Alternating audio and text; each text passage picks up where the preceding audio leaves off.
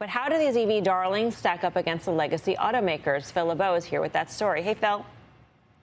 Well, here in the U.S., Melissa, EV sales for Tesla, nothing's changed. They still dominate the market. This is the latest data from Motor Intelligence, which tracks auto sales for all the automakers, not just EVs, but we asked them, just pull the EV numbers for the first half. What does it show us? Tesla still controls this market. 60.4% of all EVs sold in the U.S. are made by Tesla, and they're way, way ahead of the competition. Hyundai has moved past GM to become number 2. There you see VW.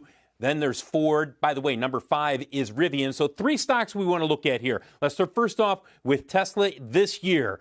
They are adding some incentives. There's a report out of China that even though there's been this discussion about putting a floor in on EVs because of the pricing battle that's over there, there are some reports out of China that Tesla may have been adding some incentives there to further move the metal, if you will, out of the Gigafactory in Shanghai. No confirmation from the company, but this is going to be one of these brutally competitive markets, I think, for some time to come, despite the fact that there's talk about a truce, if you will, when it comes to EVs. Next, let's talk about GM and Ford. Now, both of these stocks moved higher today after Morgan Stanley increased the price targets for both of these stocks. But they didn't do it because of the EV business. They did it because of the legacy business and the fact that they still see pricing, strong pricing for the vehicles from GM and Ford.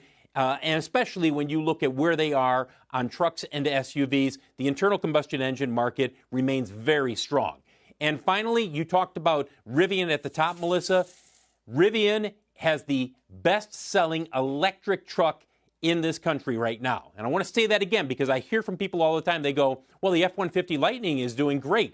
Well, yes, they have strong demand, but they don't have the production there yet. And as a result, when you look at the first half sales, Rivian's R1T easily outsells the F-150 Lightning. One more data point that gave a little momentum behind shares of Rivian, which are up 50% in the last 5 days. I wonder how the introduction of the Cybertruck or the eventual, when it finally comes to market is going to impact the battle there. And if people think of that as an actual pickup. Well, it will have some impact, but the bigger impact is going to be 2 things. One, what happens when you really start to see production ramp up for the F-150 Lightning and then the electric Silverado. And then after that, you got the electric Ram pickup truck. So it's coming, but it's not coming real soon.